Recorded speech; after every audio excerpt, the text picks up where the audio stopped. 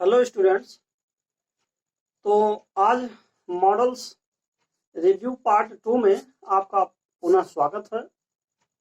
और आइए हम देखते हैं कि पार्ट 2 में कौन कौन से ऐसे मॉडल्स हैं और उनके कंडीशंस क्या हैं जहां पर अप्लाइड होते हैं।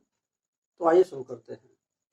देखिए, यह है आपका मॉडल्स रिव्यू पार्ट 2 और जिसमें पहला पॉइंट है कि अगर संभावना या अनुमान की बात हो, जैसे पॉसिबिलिटी या गेस जिसे कहेंगे, तो ऐसे स्थिति में आप शायद जो मॉडल हैं वो कैन, में, विल, शैल और कुड में से कोई भी लगा सकते हैं। अब कैसे लगा सकते हैं? अब आप देखिए एग्जांपल्स देखिए। अब इसमें आपका पहला उदाहरण है कि अगर हम ये कहें कि जैसे मान लीजिए कहा जाए कि ही यानी वह इस वर्ष उत्तीर्ण हो सकता है। उत्तीर्ण हो सकता है। तो यहाँ पर जो है इस बात की संभावना है कि हो सकता है कि वह इस साल पास हो जाए। तो हम क्या लिखेंगे? यहाँ पर लिख सकते हैं ही कैन पास लिख सकते हैं और दिस ईयर लिख सकते हैं। This year.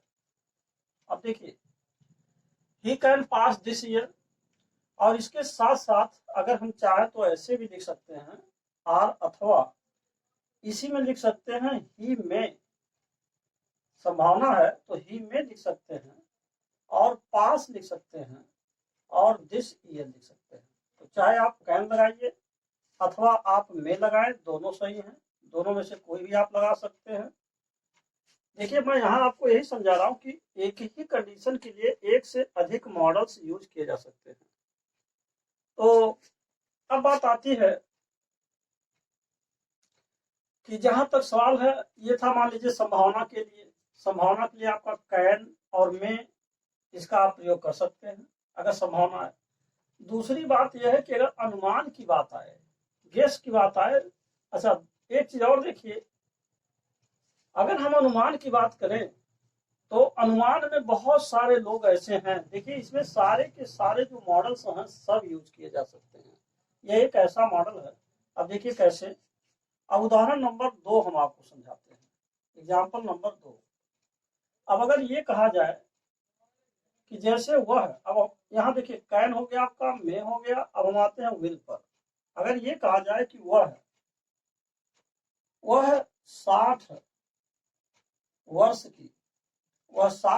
की होगी, अगर हम ऐसे कहें वह 60 वर्ष की होगी, तो ये फ्यूचर टेंस है। तो इस स्थिति में लिख सकते हैं सी और यहाँ लिख सकते हैं शैल भी। सी के साथ लिखेंगे विल भी, यहाँ आप जो है विल लगाएंगे, सी विल बी और इसके बाद 60 लिख देंगे।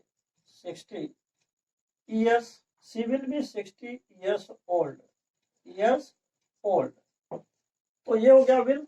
अब इसी प्रकार अगर हम अनुमान लगाना चाहें तो इस तरीके से भी लिख सकते हैं कि जहां आपने विल लिखा है वहीं पर आप जो है इसमें से कैन और मे को भी लगा सकते हैं।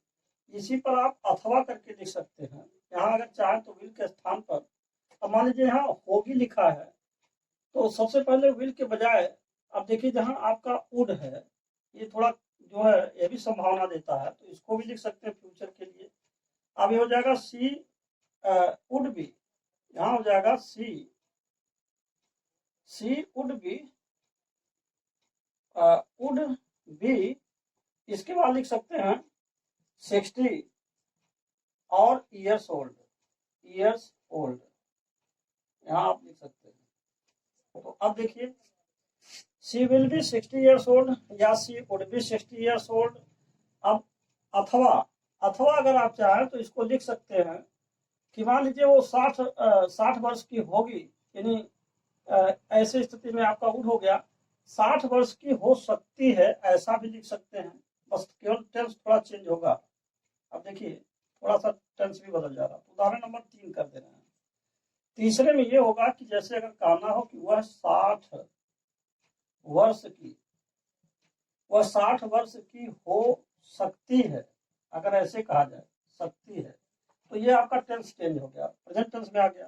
तो ऐसे में आप लिख सकते हैं सी में और बी 60 लिख सकते हैं, में भी 60 हो जाएगा, 60 ईयर्स और ओल्ड हो जाएगा। सी में भी 60 ईयर्स ओल्ड, यानी कि प्रेजेंट टेंस के लिए आ गया। और कैन में भी हम ये बात पॉसिबिलिटी ला सकते हैं, तो अथवा करके कैन भी लिख सकते हैं, ये बात नहीं कि कैन नहीं लगा सकते हैं। सी कैन भी लिख सकते हैं, संभावना है कि सी कैन, और बी और 60 लिख सकते हैं और ईयर्स ओल्ड लिख सकते हैं। तो एक तो ये हो गया। दूसरी बात यह है कि अगर ये कहा जाए कि वो 60 वर्ष की हो सकती थी, तो अब यहाँ अगला टेंस बदल जाएगा। तो उसके लिए अब हम उदाहरण बदल रहे हैं। देखिए अब यहाँ पर आपका उदाहरण नंबर 4 आएगा। चौथा एग्जाम्पल देखिए, चौथा एग्जाम्पल, उदाहरण नंबर 4। उदाहरण नंबर 4। तो चौथा एग्जाम्पल में क्या होगा कि अगर कहा जाए कि वह 60 वर्ष की, 60 वर्ष की हो सकती थी, हो सकती थी, तो यहाँ पर देखना टेंस बदल गया। तो 60 वर्ष की हो सकती थी, तो फिर वही बात, इसमें हम कुड भी लगा सकते हैं और इसमें हम आप जो है माइट भी लगा सकते हैं। तो पास्ट टेंस होने के नाते अब लिख देंगे C could be, C could be हो जाएगा और 60 हो जाएगा और ईयर्स हो जाएगा, ओल्ड हो जाएगा। और अथवा, अथवा लिख सकते हैं सी माइट भी लिख सकते हैं और 60 लिख सकते हैं और ईयर्स लिख सकते हैं, ओल्ड लिख सकते हैं। देखिए पास्ट टेंस आने पर आपका कुड लग गया अथवा माइट लग गया, फ्यूचर टेंस आने पर विल अथवा वुड हो गया, प्रेजेंट टेंस आने पर मे अथवा कैन हो गया। तो इस तरीके से आपका कैन में विल और आपका कुड और माइट और जो है वुड, इतने लोग हो गए। अब आगे देखिए, जहां तक सवाल मस्ट का है तो ये प्रबल संभावना देता है। अगर हम उदाहरण नंबर 5 इस प्रकार कहें कि वह निश्चित रूप से 60 वर्ष की ही होगी, यानी कि वह निश्चय ही, अगर ऐसे कहा जाए कि निश्चय ही 60 वर्ष की होगी, 60 वर्ष और की होगी, अगर ऐसे बात की जाए कि एकदम निश्चितता आ जाए, तो ऐसे स्थिति में हम फिर लगा सकते हैं कि सी लिखेंगे और मस्ट लिखेंगे और बी हो जाएगा 60 हो जाएगा और 60 के बाद ईयर्स हो जाएगा और ओल्ड हो जाएगा। वो 60 वर्ष की ही होगी, अगर ज्यादा निश्चितता हो जाए तो ऐसे स्थिति में आप मस्ट भी लगा सकते हैं। तो कहने का मतलब यह है संभावना हो या अनुमान हो, इसमें से लगाया जा सकता है। दूसरी बात यह है कि अगर मान लीजिए शैल बच रहा है आपका और शुड बच रहा है, तो ऐसी स्थिति में कैसे हम यूज कर सकते हैं। अब इसका एग्जाम्पल देखिए, उदाहरण नंबर आपका ये 5वां हो गया, 5वां के बाद 6वां एग्जाम्पल देखिए, एग्जाम्पल नंबर 6। उदाहरण नंबर 6 है, अगर ये कहा जाए उसे 60 वर्ष का होना चाहिए, उसे 60 वर्ष का, 60 वर्ष का होना चाहिए, होना चाहिए। तो यहाँ पर देखिए एक तरह से यहाँ पर संभावना जताई जा रही है, एक अनुमान लगाया जा रहा है। तो होना चाहिए अगर आ गया तो आप लिख सकते हैं कि सी और शुड लिख सकते हैं और बी लिख सकते हैं 60 ईयर्स ओल्ड लिख सकते हैं, 60 ईयर्स ओल्ड लिख सकते हैं। और इसी प्रकार वह 60 होना चाहिए, तो आपका जो है शुड का भी अर्थ दे दिया।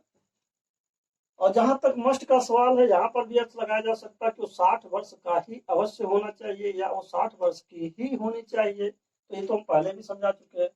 दूसरी बात बच रहा शैल के बारे में। तो शैल, जहां तक सवाल है शैल का, अगर हम 7वां उदाहरण देखें, अगर ये शैल जो है अपने बारे में हो या किसी दूसरे के भी बारे में हो सकता है, दो उदाहरण समझ सकते हैं कि जैसे कहा जाए कि वह आज जरूर आएगा। अगर हम ऐसे कह दें कि वह आज जरूर आएगा।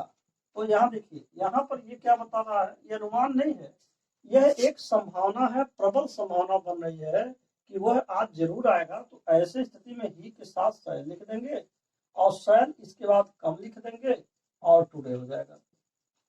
वह आज जरूर आएगा, तो ऐसी स्थिति में शैल का अर्थ दे देगा। उदाहरण नंबर 8 देख लीजिए। जहां तक सवाल है आई के पक्ष में, अगर हम आई रखें तो आई के साथ विल हो जाएगा, तो ये विल से बन जाएगा आपका। तो शैल के लिए विशेष रूप से जो शैल है यह किसी थर्ड पर्सन के लिए या सेकंड पर्सन के लिए जब कार्य की अनिवार्यता होती है तो लिखा जाता है। और यही अगर हम यह लिख दें कि मैं उसकी मदद जरूर करूंगा, अगर ऐसे कह दिया जाए करूंगा, तो यहाँ पर अनिवार्यता हो जा रही है, संभावनाएं हैं, ज्यादा प्रबल संभावनाएं हैं, तो आई के साथ विल लगा देंगे, आई विल हेल्प हो जाएगा और हिम हो जाएगा। तो मेरे कहने का मतलब है, आपने देखा कि संभावना यानी कि जिसको आप पॉसिबिलिटी कहते हैं, पॉसिबिलिटी, और दूसरा चीज है जो अनुमान है, यानी कि जिसे गैस कहा जाता है। और ये पॉसिबिलिटी अथवा गैस के लिए लगभग जितने मॉडल, संख्या में 9 मॉडल्स जो हैं 09, ये 09 मॉडल सब यूज हो रहे हैं। ये एक ऐसा कंडीशन है कि जिसमें सभी मॉडल्स यूज किए जा सकते हैं। तो ये था मॉडल्स के बारे में जो आपको मैंने पहला पॉइंट समझाया। अब आते हैं दूसरा पॉइंट जो सुझाव, सलाह और कर्तव्य की बात है। अब इसके बारे में देखिए।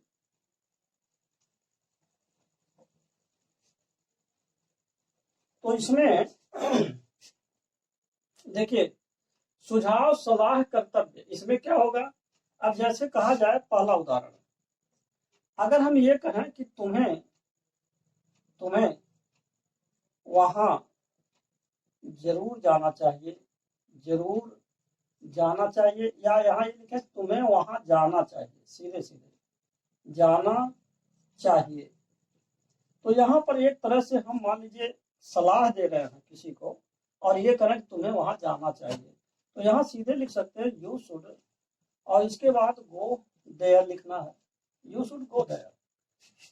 अब अगर ये कहा जाए कि तुम्हें वहां जरूर जाना चाहिए, दूसरा उदाहरण देखिए, तुम्हें वहां जरूर जाना चाहिए, अगर ऐसे बात आ जाए तो ऐसे में आप जो है, यानी कि यह भी एक तरह से सुझाव या सलाह है, लेकिन इस पर जोर दिया जा रहा है, जरूर जाना चाहिए, तो अब लिख देंगे यू मस्ट हो जाएगा और गो देयर हो जाएगा। दूसरी बात यह है, उदाहरण नंबर 3 देखिए। अगर हम 8(2) की बात करें,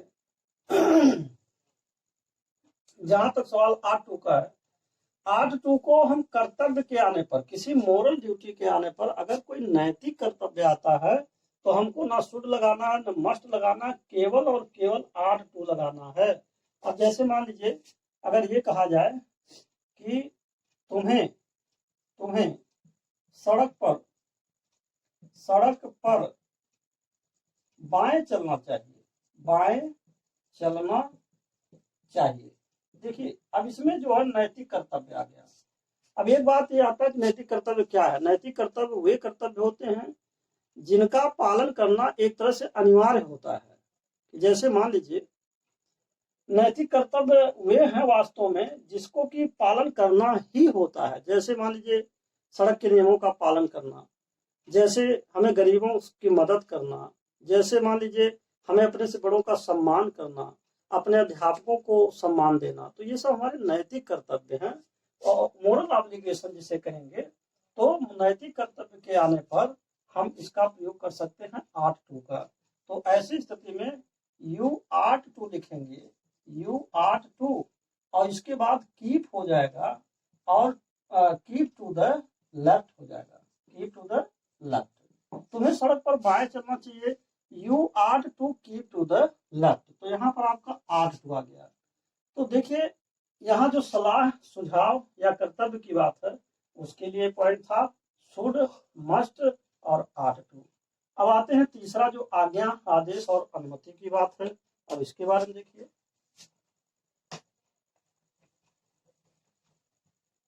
तो इसमें आप देखिए, जहां तक आज्ञा का सवाल है, आदेश का सवाल है, अनुमति का सवाल है, तो जिसमें सबसे पहले मे का हम आपको प्रयोग बता रहे हैं। किसी भी व्यक्ति से अगर आप आज्ञा देते हैं, जैसे मान लीजिए, क्या मैं अंदर आ सकता हूं, अंदर आ सकता हूं, क्या मैं अंदर आ सकता हूं। तो ऐसे स्थिति में आप सबसे पहले मे लगाते हैं, आई कम लिखेंगे और इन लिखेंगे और सर लिखेंगे। एक चीज यहाँ पर ध्यान देना आपको कि मे आई कम इन सर। कई लोग ऐसा बोलते हैं कमिंग, कमिंग नहीं होता है, हमेशा याद रहे कि मे आई कम इन होता है, कम इन सर। तो इस तरीके से आपने अनुमति लेने में इसका यूज किया, या आज्ञा लेने में, आदेश लेने में या अनुमति लेने में आप मे लगाएंगे। लेकिन जब अनुमति देना होगा, मान लीजिए आपसे कोई कहा और आप एक ऑफिसर हैं, अधिकारी हैं, आप एक टीचर हैं, मान लीजिए किसी को आदेश दे रहे हैं, तो आदेश देते समय यह ध्यान देना कि कैन लगाना है। देखिए, आदेश लेते समय मे लगाते हैं, आदेश को देते समय कैन। अगर मान लीजिए कहना हो तो आप ये लिख सकते हैं, यस यू कैन, यानी कि हिंदी में लिख सकते हैं पहले कि हाँ, अगर ये लिखना हो कि हाँ तुम आ सकते हो, आ सकते हो। अगर आपको आदेश देना है तुम आ सकते हो, तो ऐसे लिखेंगे यस और इसके बाद लिखेंगे यू कैन। ऐसे क्यों लिखना है। एक चीज और समझना है, ये पूरा पूरा नहीं लिखा जाता कि यस यू कैन कम इन, या ये सब नहीं कहा जाता। शॉर्ट में कहा जाता अगर वाक्य अफर्मेटिव है तो यस यू कैन। और यह भी बात है कि अगर आपको अनुमति नहीं देना है तो आप सीधे सीधे, आप अगर निगेटिव में आंसर देना चाहते हैं तो आर अथवा करके लिख सकते हैं। यहाँ पर नो सीधे सीधे लिख देंगे नो और इसके बाद लिखेंगे यू का नॉट। देखिए, एक चीज यहाँ पर और भी आपको समझना है और आगे हम चल के बताएंगे कि यहाँ यू का नॉट हो जाएगा। कहने का मतलब यस अगर हाँ अनुमति दे रहा है तो यस यू कैन, और अगर नहीं में अनुमति दे रहा है, आज्ञा दे रहा है, तो नो यू का नॉट। कैन नॉट को अलग अलग नहीं लिखते हैं, हमेशा कनाट लिखा जाता है, कनाट। तो इस तरीके से जब भी आप आदेश दें तो शॉर्ट में यही देना होता है। इस तरीके से इसको आप याद रख सकते हैं। तो मे का प्रयोग हो गया, कैन का हो गया। जहां तक सवाल है शैल का, तो इसका प्रयोग हम आज्ञा लेने में कैसे करते हैं ये देखिए जरा। अगर आप इंट्रोगेटिव सेंटेंस है कि जैसे मान लीजिए अगर हिंदी में कहा जाए कि क्या मैं दरवाजा, क्या मैं दरवाजा खोल दूंगा, क्या मैं दरवाजा खोल दूंगा। तो ऐसी स्थिति में आप शैल पहले लिख सकते हैं और आई लिख सकते हैं और इसके बाद लिख सकते हैं शैल आई ओपन।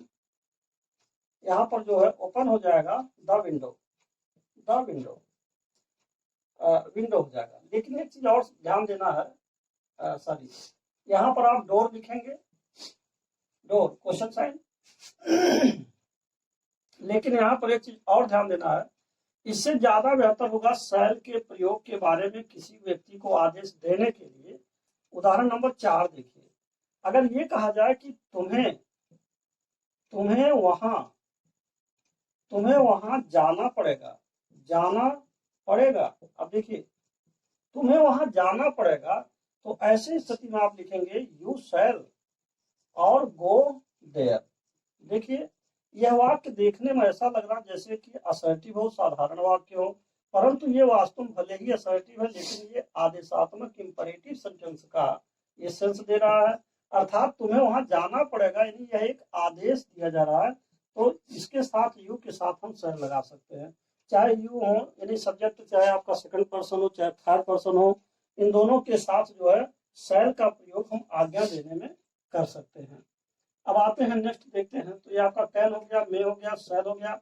अब आइए मस्ट के बारे में और इसके बाद कुड के बारे में। तो इसमें ये कैसे होगा, अगर आप किसी से प्रेजेंट टेंस में किसी सम्मति ले रहे हैं तो ऐसे स्थिति में भी कैन का कुड का प्रयोग ज्यादा श्रेष्ठ माना जाता है।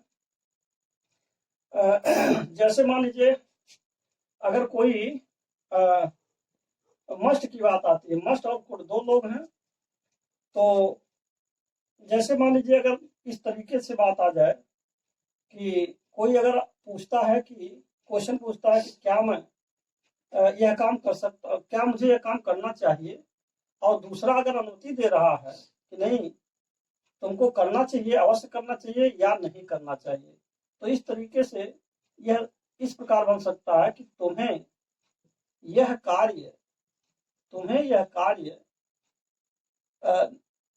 तुम्हें यह कार्य कदापि कदापि नहीं करना चाहिए, नहीं करना चाहिए। देखिए अब यहाँ पर एक बात यह आ रहा है कि तुम्हें यह कार्य कदापि नहीं करना चाहिए, तो एक तरह से आदेश है। तो ऐसे स्थिति में आप लिख सकते हैं यू मस्ट नॉट, सॉरी, तुम्हें यह कार्य अवश्य करना होगा, या ऐसे कहा जाए तो ज्यादा बढ़िया होगा। ये निगेटिव बन जा रहा है, इसको हम बाद में समझाएंगे। तुम्हें यह कार्य अवश्य करना होगा, अवश्य अवश्य करना होगा। तो यहाँ पर देख रहा है कि यह एक तरह से आपको आदेश दिया जा रहा है, तो यू मस्ट और इसके बाद डू और इसके बाद हो जाएगा दिस, इसके बाद हो जाएगा work, you must do this work. इसी प्रकार आपका जो कुड है, अगर मान लीजिए आपने किसी से पूछा कि क्या मैं ये कर सकता हूं, तो अगर उसने ज्यादा जोर दिया कि हाँ तुम कर सकते हो, तो ऐसी स्थिति में लिख सकते हैं, अगर मान लीजिए दूसरे ने आदेश दिया कि तुम इसे अवश्य कर सकते हो, अवश्य कर सकते हो, कर सकते हो। अगर ऐसे है कि कोई कार्य पर विशेष रूप से जोर दिया जा रहा है, प्रेजेंट टेंस का है, अगर ये फ्यूचर टेंस का तब तो आपने मस्ट लगा दिया। अगर प्रेजेंट टेंस है तो ऐसी स्थिति में यू कुड लिख सकते हैं, और यू कुड और डू हो जाएगा, और दिस हो जाएगा, और वर्क हो जाएगा। तुम यह कार्य अवश्य कर सकते हो। तो इस तरीके से आपका आज्ञा, आदेश या अनुमति देने में कैन, में, शैल, मस्ट, कुड आदि का प्रयोग किया जाता है। और दूसरी बात यह है, अब आते हैं अगला पॉइंट जो आपका निषेध का है, जो इसी से मिलता जुलता है। अब इसको थोड़ा सा देख लीजिए। अगर हम निषेध की बात करें, जिसको अंग्रेजी में प्रोहिबिशन कहा जाता है, तो प्रोहिबिशन में क्या होगा? देखिए प्रोहिबिशन में तीन बातें हैं, कैन नॉट, मस्ट नॉट और नीड नॉट। जैसे मान लीजिए पहला उदाहरण, अगर किसी ने कहा कि नहीं तुम यह नहीं कर सकते, तुम यह नहीं कर सकते, नहीं कर सकते। अगर कोई ऐसे कह दिया कि तुम यह नहीं कर सकते हो, तो ऐसे स्थिति में आप लिखेंगे नो, और यू कनॉट हो जाएगा। यहाँ पर आप लिखेंगे यू कनॉट। यह बात हमेशा याद रहे, Connaught, you Connaught do this work, do this work. कहने का मतलब यह है, यह चीज हमेशा याद रहे कि कैन नॉट अलग अलग नहीं लिखेंगे, एक में लिखेंगे एक साथ, और कनॉट पढ़ेंगे। दूसरी बात, अगर कोई ये कह दे कि तुम इसे कदापि नहीं कर सकते, कदापि नहीं करोगे, नहीं करोगे, अगर ऐसा आ जाए करोगे, तो ये फ्यूचर टेंस के लिए अगर आ रहा है कि तुम इसे नहीं करोगे, कदापि नहीं करोगे, तो वहां ज्यादा अनिवार्यता आ जाती है। तो ऐसी स्थिति में हम मस्ट नॉट का प्रयोग कर सकते हैं। तो ये हो जाएगा यू मस्ट हो जाएगा, नॉट हो जाएगा, और डू इट हो जाएगा। तुम यह कतई नहीं करोगे, यानी कि तुम इसे नहीं कर पाओगे, नहीं करना है, तो ये आपका मस्ट नॉट हो जाएगा। और या तो फिर इसी को हम चाहें तो इस तरीके से भी लिख सकते हैं कि यू, और फिर लिख देंगे नीड नॉट, और इसके बाद लिख देंगे डू इट। दोनों का देखिए मतलब एक ही है। या तो यह कहिए कि तुम इसे कदापि नहीं करोगे, अर्थात यू मस्ट नॉट और डू इट, और या तो कहेंगे you need not do it, तुम्हें इसे करने की जरूरत नहीं है। यानी दोनों का लगभग सेंस एक है। तो ये था आपका निषेध के बारे में, जिसको अंग्रेजी हम प्रोहिबिशन कहते हैं, प्रोहिबिशन। तो प्रोहिबिशन का मतलब निषेध हुआ, उसके बारे में था। लास्ट में हम आपको बताएंगे आदतों के बारे में। केवल दो मॉडल्स का यूज किया जाता है, जिसमें आपका वुड है और यूज्ड टू है, तो इनको भी आप समझ लीजिए। पहला उदाहरण आपका है, अब इसमें कहाँ होता है, कैसे होता है, ये समझ लीजिए।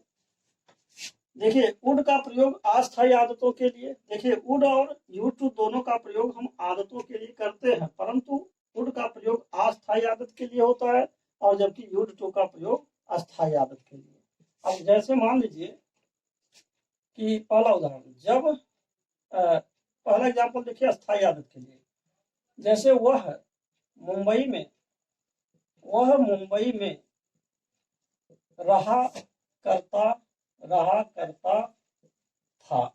अब यहाँ आप देखिए, वह मुंबई में रहा करता था, तो यह एक अस्थायी आदत है। ऐसे स्थिति में लिखेंगे ही यूज्ड और टू हो जाएगा और लिव हो जाएगा, इन हो जाएगा और मुंबई हो जाएगा। देखिए, he used to live in Mumbai, और मुंबई में रहा करता था। दूसरी बात यह है, अगर आपको ये कहना हो कि जब वह 10 साल का था, 10 वर्ष का था, तब वह जब वह 10 वर्ष का था, तब वह अच्छी तरह से हिंदी पढ़ सकता था।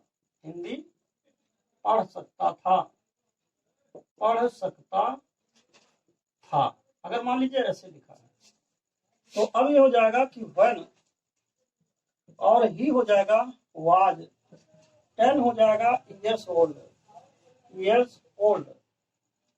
10 years old, और कामा के बाद लिखेंगे ही, और इसके बाद लिखेंगे वुड हो जाएगा, ही वुड, और read, he would read Hindi. तो देखिए, यहाँ पर आप देख रहे हैं कि जब वो 10 वर्ष का था तो वह हिंदी पढ़ सकता था, तो यह एक प्रकार से अस्थायी आदत है। लेकिन वह मुंबई में रहा करता था, यह एक तरह से अस्थायी आदत है। तो इस तरीके से आप इसका प्रयोग कर सकते हैं, आदत के आने पर वुड अथवा यूज्ड टू। तो अब आज का वीडियो यहीं पर समाप्त होता है। तो ये था आपका मॉडल्स का रिव्यू पार्ट सेकंड। तो आपने इसे देखा, इसके लिए बहुत बहुत धन्यवाद।